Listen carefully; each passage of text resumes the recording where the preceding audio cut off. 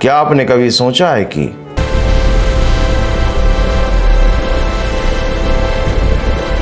जब ईरान और इजराइल की जंग होती है तो बीच में कतर, कुवैत और सऊदी अरबिया पर मिसाइल क्यों गिरते हैं? ईरान कहता है कि वो मुसलमान मुल्कों पर नहीं बल्कि वहाँ बैठे अमेरिकन बेस पर हमला कर रहा है। पर सवाल ये है कि इन अरब मुल्कों में अमेरिका की इतनी बड़ी फौज आई कहाँ से?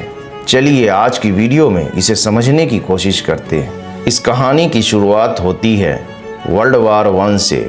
जब उस्मानिया खिलाफत ख़त्म हुई तो ब्रिटिश एम्पायर ने अरब मुल्कों पर कब्ज़ा कर लिया। अंग्रेज़ जानते थे कि अरब के लोग उन्हें कभी दिल से कबूल नहीं करेंगे, इसीलिए अंग्रेज़ों ने पपेट गेम खेला। ब्रिटिश ने अरब के शहजादों से कहा राज तुम्हारा होगा पर हिफाजत डिफेंस हमारी होगी, और इसी तरह पहली बार अरब की ज़मीन पर विदेशी बेस बने।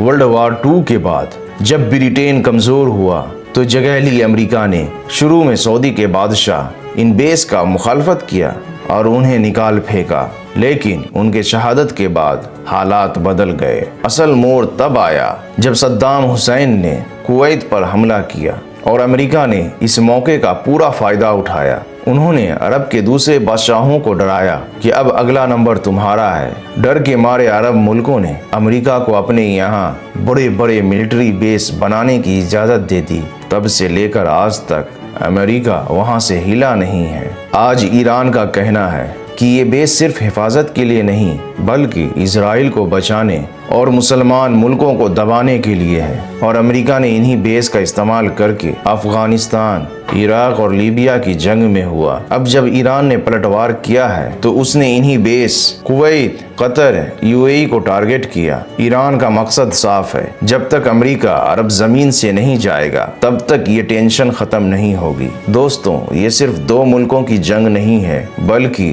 पुरानी जियोपॉलिटिक्स की एक गहरी साजिश है। क्या आपको लगता है अरब मुल्कों से अमेरिकन बेस कभी खत्म होंगे? अपनी राय कमेंट में जरूर बताएं।